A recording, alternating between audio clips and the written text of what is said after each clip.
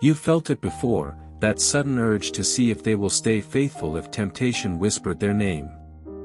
You check their phone, just to see. You send a fake message, just to know. You test their loyalty because you're scared to find out the truth. But here's the thing, when you start testing someone's love, you've already failed the test yourself. No one ever admits to it. But almost everyone has done it, at least once. Maybe you made a fake account. Maybe you planted a story, just to see how they'd react. Going silent just to see if they'll chase you. Leaving clues to test if they notice. It feels harmless, until the guilt sets in. Testing your partner's loyalty isn't about them, it's about the fear that's eating you alive. Psychologists call it projection anxiety.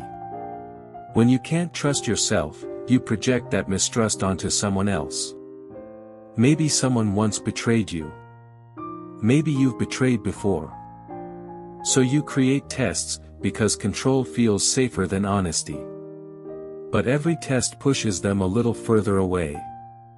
Every loyalty test says, "I don't believe you." And when someone feels constantly accused, they start living up to that role. They pull back. They hide things. Not because they're guilty, but because they're tired of proving innocence. That's how good relationships rot in silence. You don't test people because you doubt them. You test them because you doubt you're worthy of being chosen. And deep down, you will rather confirm rejection than risk uncertainty. But love isn't proven through traps, it's revealed through trust. If you've ever tested someone's loyalty, don't hate yourself for it. Understand what that test was really asking. Can I feel safe loving again? The answer doesn't come from them. It starts with you. But what if I told you, loyalty tests say more about you than about them? Testing loyalty often begins with fear. Fear of being the one who cares more. Psychology calls it preemptive rejection. The brain would rather sabotage connection than risk uncertainty. So we create small traps, waiting to see if they'll fall into them, just to confirm what we already fear.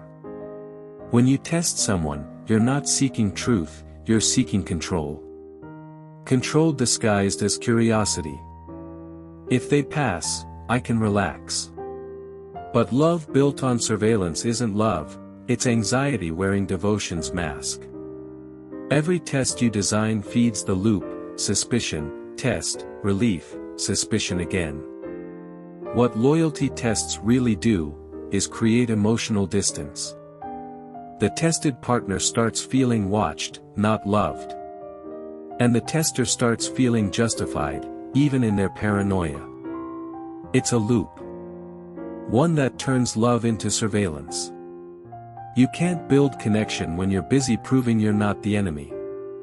And here's the tragedy: the moment you need proof, you've already lost trust. Most people who test their partner aren't evil. They're just scared. Scared of being forgotten. Scared of not being chosen. Scared that silence means replacement.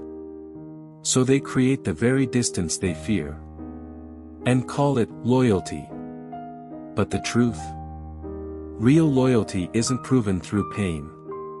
It's felt through peace.